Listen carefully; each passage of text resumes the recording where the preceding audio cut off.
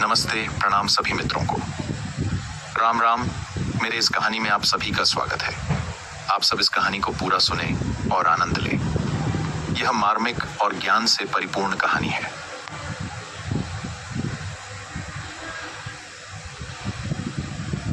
मुंशी प्रेमचंद की कहानी बूढ़ी काकी उनकी सबसे प्रसिद्ध और मार्मिक कहानियों में से एक है।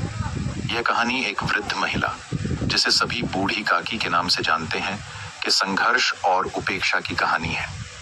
इस कहानी के माध्यम से प्रेमचंद ने समाज में बुजुर्गों की स्थिति, उनके प्रति परिवार के लोगों के व्यवहार और बुजुर्गों की भावनाओं का अत्यंत सजीव चित्रण किया है।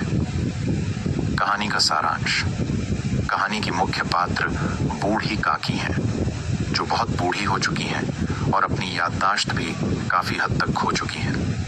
उनके पास संपत्ति थी, जिसे उन्होंने अपने भतीजे के नाम कर दी थी, लेकिन जैसे जैसे समय बीतता गया, उनका भतीजा और उसका परिवार उन्हें उपेक्षित करने लगा।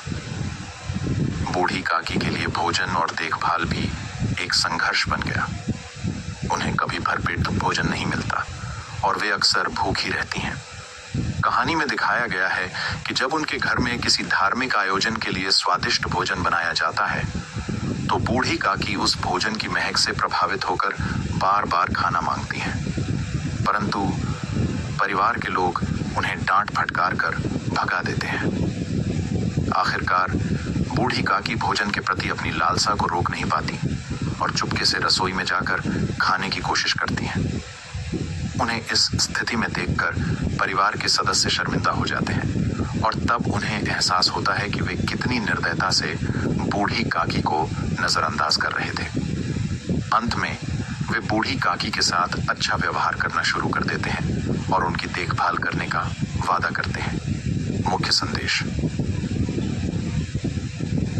कहानी बूढ़ी काकी समाज में बुजुर्गों की उपेक्षा की ओर ध्यान आकर्षित करती है।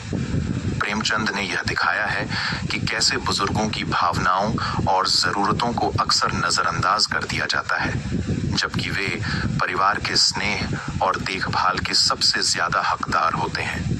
यह कहानी करुणा, संवेदनशीलता और मानवीय मूल्यों का एक सशक्त संदेश देती है।